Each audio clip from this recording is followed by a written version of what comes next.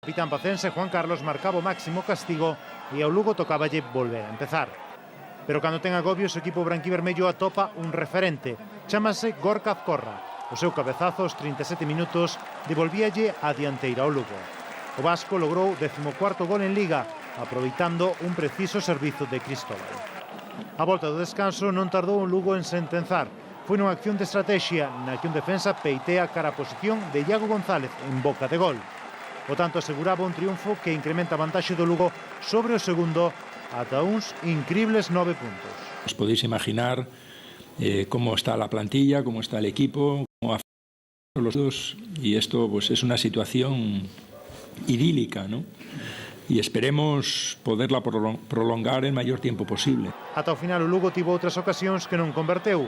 O traballo estaba feito e puido festexar un novo éxito ante unha afección entregada.